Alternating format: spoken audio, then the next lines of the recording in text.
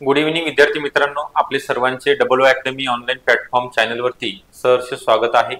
आज आपण पाहणार आहोत समाज कल्याण भरती 2024 या परीक्षेची मुदत वाढ झालेली आहे। फॉर्म भरण्याची एकूण तिसऱ्यांदा मुदत वाढ झालेली आहे। कोणत्या तारखेपर्यंत आपण फॉर्म भरू शकता या संदर्भामध्ये या व्हिडिओमध्ये संपूर्ण माहिती सांगण्यात येणार आहे। त्याचा सिलेबस काय असेल, एग्जाम कोणामार्फत घेतली जाणार आहे त्याविषयी आपण माहिती पाहणार आहोत। त्याकरिता तुम्हाला शेवटपर्यंत व्हिडिओ पाहायचा आहे। व्हिडिओला लाईक करायचा आहे, आपण जर नवीन असाल तर सबस्क्राइब पण करून ठेवायचा आहे।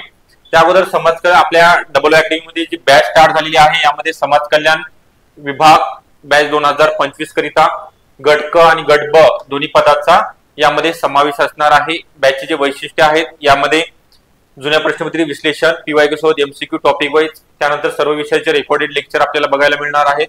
तसेच जे विद्यार्थी बॅच जॉईन करतील त्यांना टेस्ट सिरीज आणि बुक नोट्स मोफत स्वरूपामध्ये उपलब्ध असणार आहेत। बॅचची जी फी आहे अगदी कमी स्वरूपामध्ये तुम्हाला 2500 रुपयामध्ये 6 महिन्याची व्हॅलिडिटी असणार आहे।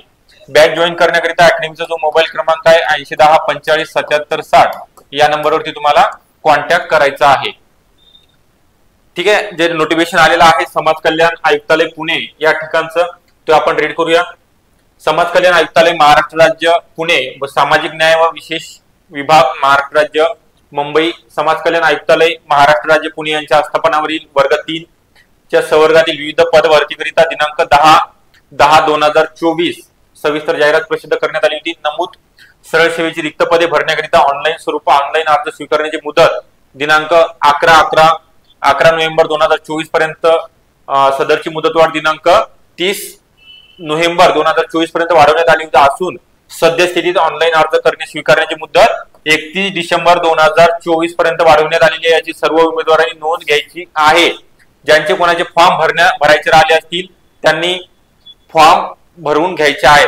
सदर जाहिरातीत नमूद गृहपाल आणि समाज कल्याण निरीक्षक संवर्गातील दिव्यांगाच्या प्रकारानुसार खालील प्रमाणे आरक्षण दर्शविण्यात आलेले आहे। ठीक आहे, यामध्ये त्यांनी नमूद केल्याप्रमाणे सामान्य प्रशासन विभागाच्या दिनांक 13/11/2023 च्या अधिसूचनेच्या समाज कल्याण आयुक्तालय महाराष्ट्र राज्य पुणे यांच्या आस्थापनावरील लघु टंकलेखक, उच्च श्रेणी लघुलेखक, निम्न श्रेणी लघुलेखक या पदाकरिता शासकीय सेवेत कार्यरत असलेल्या उमेदवाराकरिता अर्ज सादर करण्याकरिता कमाल वयोमर्यादा 5 वर्षांनी शिथिल करण्यात आलेली आहे। प्रशांत चव्हाण उपायुक्त प्रशासन समाज कल्याण आयुक्तालय पुणे महाराष्ट्र राज्य। ठीक आहे, हे असं नोटिफिकेशन आलेलं आहे। म्हणजे आपल्याला फॉर्म कधीपर्यंत आपण भरू शकतो, 31 डिसेंबर 2024। ठीक आहे, अजून मुदतवाढ तिसऱ्यांदा मुदतवाढ मिळालेली आहे। ज्यांचे कोणाचे फॉर्म भरायचे राहिले असतील त्यांनी लगेचच फॉर्म भरायचे आहेत।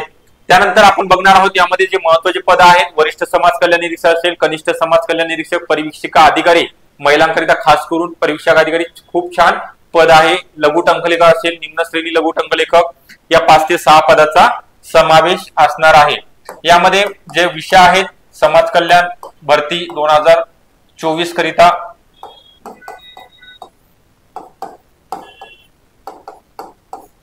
मराठी, त्यानंतर सेकंड जो सब्जेक्ट आहे इंग्लिश, त्यानंतर जीके आणि मॅथ आणि रिझनिंग या 4 विषय असणार आहे। प्रत्येकी 25 प्रश्न यावरती तुम्हाला विचारले जाणार आहे। 100 प्रश्न 200 गुणाकरिता ही परीक्षा असणार आहे। आणि एक्झाम कोण कंडक्ट करणार आहे? एक्झाम टीसीएस कंपनी मार्फत ही परीक्षा घेतली जाणार आहे। ऑनलाईन स्वरूपामध्ये निगेटिव्ह सिस्टीम असणार नाहीये।